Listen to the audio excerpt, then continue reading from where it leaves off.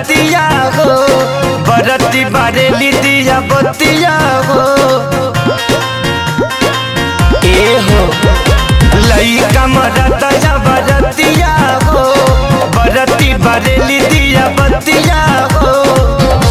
सभे के भाग जागेला देख पटना के घाट निकला गेला,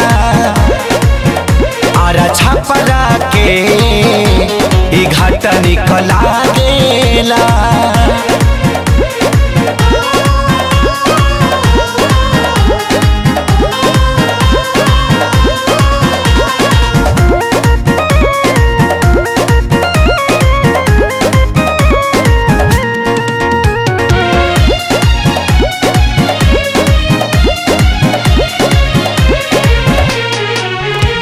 गोरखपुर सिवान मऊ बलिया, छठा गीत गुजे गाँव शहर गलिया। भाग बाटे भागलपुर के जागल, गह गह करे झोपड़ी महलिया। गोरखपुर सिवान मऊ बलिया, छठा गीत गुजे गाँव शहर गलिया। सब ही जुटल देखा जे हो, काशी के घाट बाजा बाजे हो।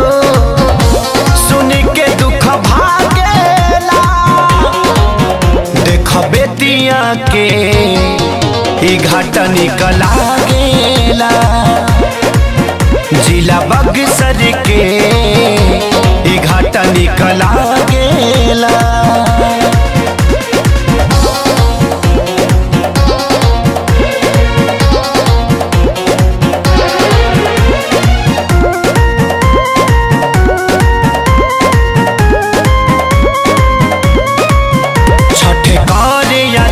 जाके नगवा सोनू कोसी भरे ले जाके छातावा।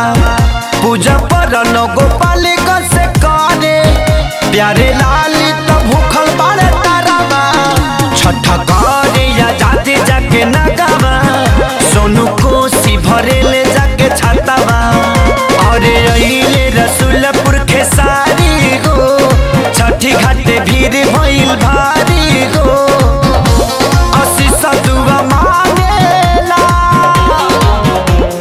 हाजीपुरी के घाट निकला गेला, मोतिहारी के घाट निकला गेला।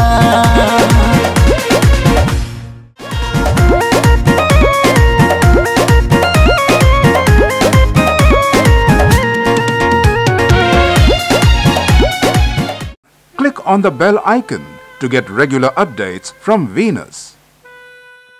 For more entertainment, log on and subscribe to www.youtube.com/VenusBhojpuri.